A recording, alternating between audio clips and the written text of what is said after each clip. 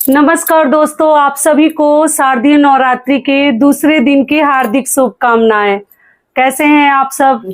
तो चलिए दोस्तों, आप सभी के कुछ प्रश्न हैं जो कि मैं इस प्रकार से लिख कर लेकर आई हूँ, तो सोची कि यहीं पर बता देती हूँ। आप लोगों का पहला प्रश्न है कि दीदी दोनों समय भोग लगानी है, तो जी ऐसे मान लीजिए अगर प्रतिदिन आप दोनों समय भोग नहीं भी लगाते हैं तो नवरात्रि के दौरान अगर आपने माता का अपने घर में मतलब कलश स्थापना किया है तो आप लोग दोनों समय आपको भोग लगानी है। दिया वगैरह आप लोग धोए या ना धोए, भगवान का जो बर्तन है पात्र है धोकर और आपको प्रतिदिन भोग लगानी है दोनों समय। अगला प्रश्न है कि कितनी देर बाद भोग उठानी है, तो बहुत सारे वीडियोज में बता चुकी हूँ, फिर भी बता दे रही हूँ कि आप जैसे 2-4 मिनट 5 मिनट के बाद आप लोग भोग उठा लीजिएगा और आप लोग खा लीजिएगा।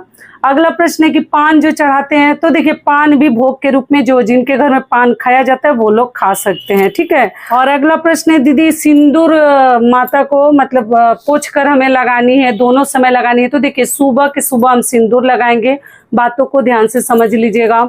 और पोंछनी नहीं चाहिए, पूरे फोटो वगैरह पे आप लोग जल का छिड़काव कर दीजिए। गंगा जल अगर मिश्रित जल हो तो और भी बेहतर है, केवल जल का छिड़काव कर दीजिए और करके फिर हमें फिर से सिंदूर वगैरह लगानी है। पीला सिंदूर ही लगाया जाता है, आप चाहे तो पीला लाल कोई भी लगा सकते हैं, लेकिन पीला हम लोग तो पूजा पाठ में पीला ही लगाते हैं।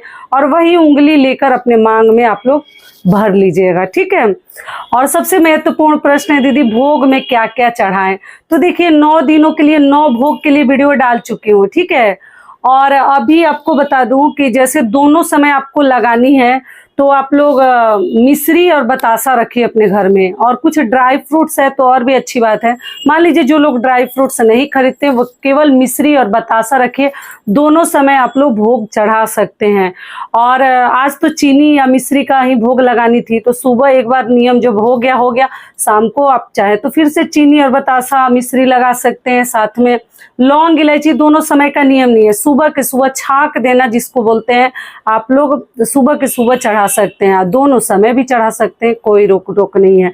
ये हो गया। तो आप लोग भोग में यही सब चीजें माता को हम चढ़ाते हैं। मिश्री बतासा तो एकदम कंपलसरी है, और बाकी साइड से जो 9 दिनों का 9 प्रिय भोग है वो आपको जरूर लगानी है। ये हो गया। और अगला प्रश्न है कन्या पूजन को लेकर, तो अभी कन्या पूजन में समय है, ऐसे बताऊंगी, आगे वीडियो डालूंगी, आप लोग चिंता ना करें। कन्या पूजन के लिए जरूर आपको बताऊंगी कि हमें क्या करनी है। तो ये छोटी छोटी जानकारी थी जो कि मैं बता दी कि सिंदूर आप लोग पोंछिएगा मत। फोटो भी प्रतिमा फोटो मूर्ति अगर पूछते हैं तो सिंदूर ही मत पूछिए, बाकी सब चीजें पूछ सकते हैं। जब हम बहुत अच्छे से मंदिर की साफ सफाई करते हैं तब पूछते हैं, ऐसे पूजा के दौरान